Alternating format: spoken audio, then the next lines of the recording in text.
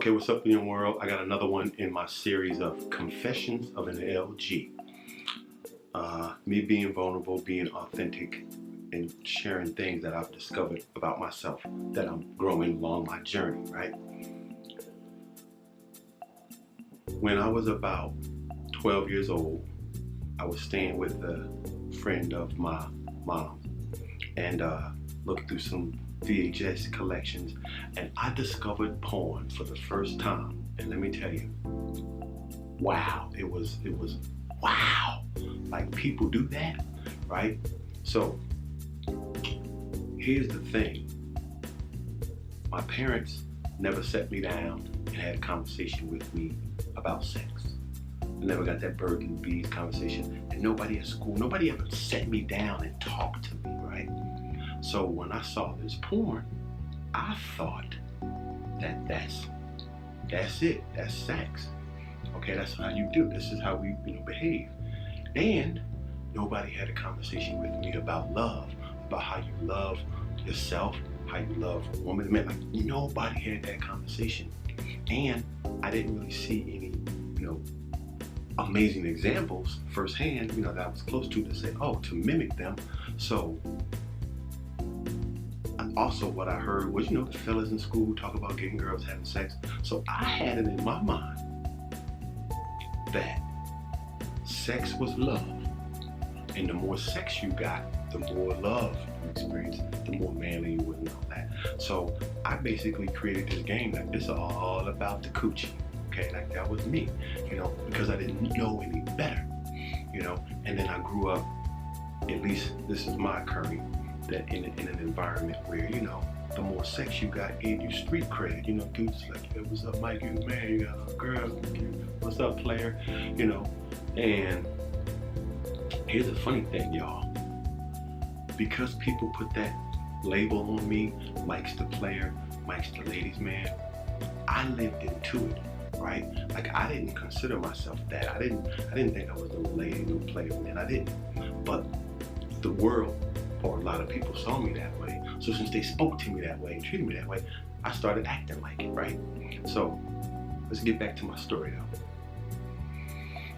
So here I go, going into relationships, believing that porno style sex and porno style relationship was the norm, was appropriate, right? I mean, I really kind of believe this is how we should be, right?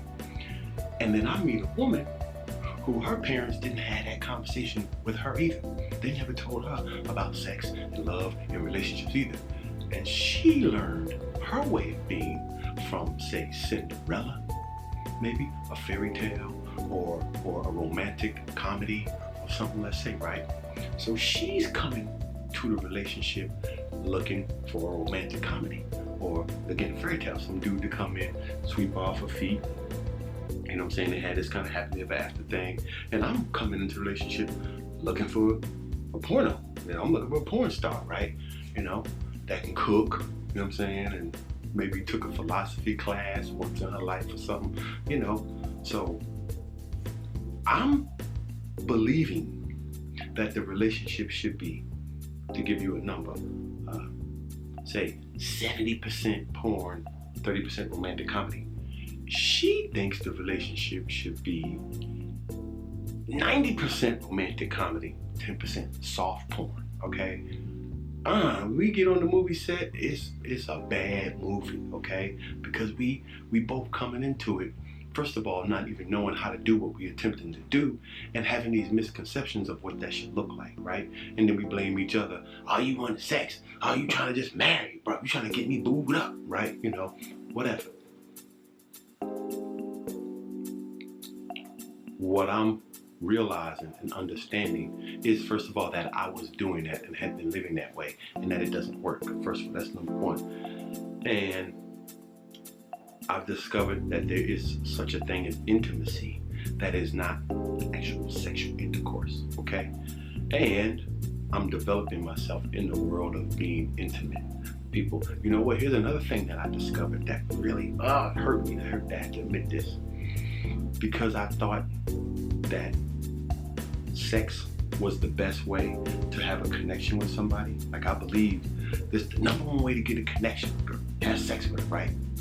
So I thought, like, again, the more sex you have, the bigger our connection, we love each other. I now know that it's all the other connections, the emotional, spiritual, mental, all those connections, intellectual connections, that actually make the sexual connection better. I've been doing it backwards all this time, okay? Going right in for the sex when that ain't where the juice is. So the more connections you have across the board, the better the relationship. So I know that now, people, okay? So what I discovered, though, from having that way of thinking, that it's through sex that you have these amazing connections. You know how limiting that is for me? Because I don't have sex with men. So that explains why my relationships with men were limited, okay? Because I was looking through that lens of sex is connection, sex is love. I had a whole nother lens for looking at men, so I can't get really close to you because we're not gonna have sex, right? So it was, man, it kept my life small, y'all, and I'm seeing that. So I'm coming clean about it. And transforming myself at this age, it's a challenge because I've been programmed, I've been wired to think the other way, sex first. But, I'm shifting, and it's a constant battle with my internal roommate, that voice in my head. But I have discovered that, and I'm in my little cocoon around it. So what this makes available for me is now I could have deeper connections with men and women and explore relationships from a whole nother perspective. Like, I'm not gonna constantly have that background in the conversation. Am I gonna have sex? Are we gonna have sex? You thinking about having sex? You know what I mean? Like it was pretty intense. So I feel good that I have let that go, and that's what I wanted to share. I would like to hear from some of you about your stories. Let's keep it real in 2021. You know what I'm saying? So that's my confession right there, and I hope it makes a difference for somebody.